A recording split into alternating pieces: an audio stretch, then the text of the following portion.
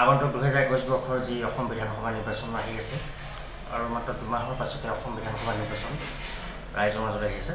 মই বৰ্তমান উপস্থিত আছোঁ অসম কংগ্ৰেছ কমিটিৰ লখিমপুৰ জিলাৰ সভাপতি সন্মানীয় সভাপতি ডক্টৰ জয়প্ৰকাশ ডাঙৰীয়াৰ ওচৰত।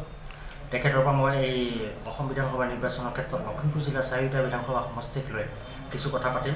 তেখেতৰ পৰা মই জানিবলৈ বিচাৰিম ঈশান নিউজৰ দৰ্শকসকলক জনাব তেখেতে কি ধৰণে তেখেতসকলে বৰ্তমান কৌশল আৰম্ভ কৰিছে।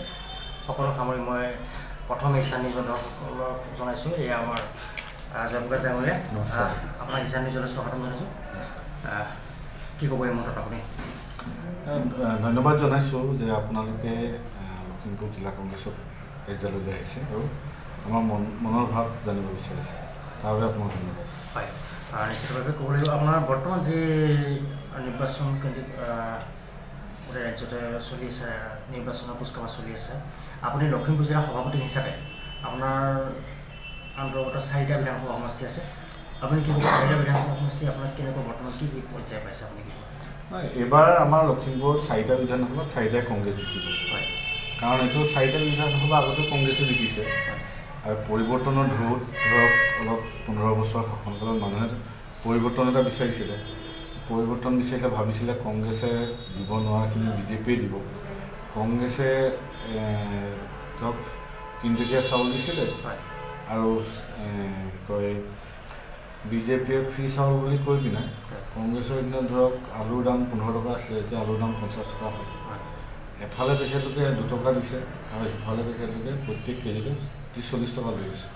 কংগ্ৰেছৰ দিনত গেছ চিলিণ্ডাৰৰ দাম 420 টকা আছিলে, এতিয়া বিজেপিৰ দিনত 900 টকা হ'ল। কংগ্ৰেছৰ দিনত ডেকা ল'ৰাবিলাকে চাকৰি পাইছিলে, ইয়াত ইন'ভা গাড়ী চলাইছিলে, এতিয়া ডেকা ল'ৰাবিলাকৰ চাকৰি নাই। নৰেন্দ্ৰ মোদী আৰু হিমন্ত বিশ্ব শৰ্মা সৰ্বানন্দ সোণোৱাল ডাঙৰীয়াই 2,25,00,000 চাকৰি দিম বুলি কৈছিলে। এতিয়া যিকেইটা চাকৰি তেখেতলোকে দিলে 100-200 সেইটো মন্ত্ৰী অমহি পালে। সেইকাৰণে ৰাইজে পৰিৱৰ্তনটো বুজি পালে, তেখেতলোকে কৈছে কংগ্ৰেছে ভাল, বিজেপিয়ে যিহেতু ঠগনে দিলে। ভাল দিনৰ কথা কৈছিলে, ভাল দিনটো আচলতে বুজি পালে। আমাৰ অসম ইয়াৰ যিসকল মহিলা আছিল, মহিলাৰ ক্ষেত্ৰতো ৰাম ঠগন দিলে।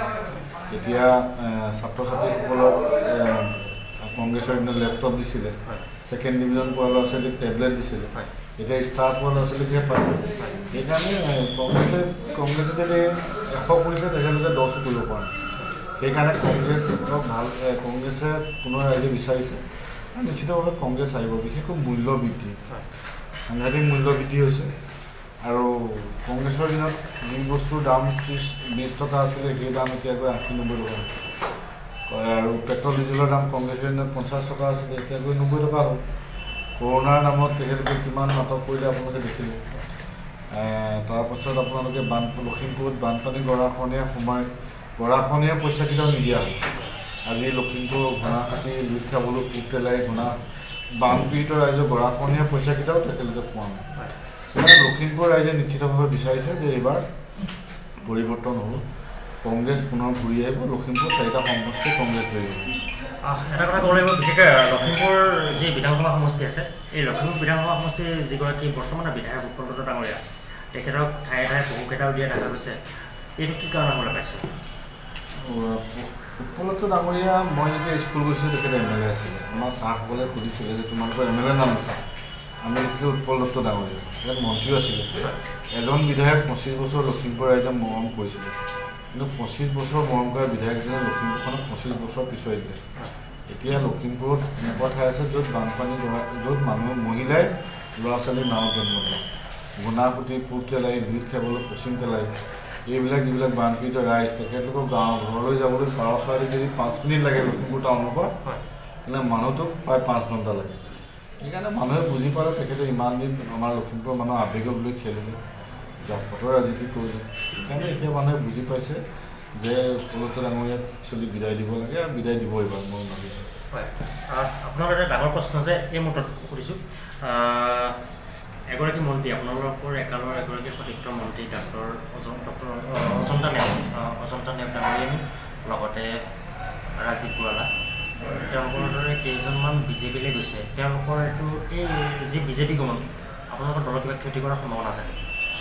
অজন্তা নেওগ ডাঙৰীয়ানী একচুৱেলি তেখেতৰ স্বামী নগেন নেগক উগ্ৰপন্থীয়ে সন্ত্ৰাসবাদীয়ে হত্যা কৰিছিল। তেখেতৰ আদৰ্শ পুনৰ অজন্তা নেওগে আকৌ এবাৰ নগেন নেগৰ আদৰ্শক হত্যা কৰিছিল। ৰাজদীপ গোৱালা ডাঙৰীয়াই তেখেতৰ পিতৃ, আমি এজন ভেটেৰেন কংগ্ৰেছ আছিলোঁ, শিলচৰ বুলি ক'লে আমি তেখেতকে চিনি পাইছিলোঁ।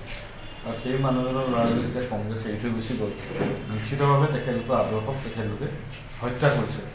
আৰু অজন্তা বাইদেউ যিগৰাকী বাইদেউ কথাটো এইটোৱে ক'ম, আৰু বাইদেউ এইটো ভুল সিদ্ধান্ত হ'ল।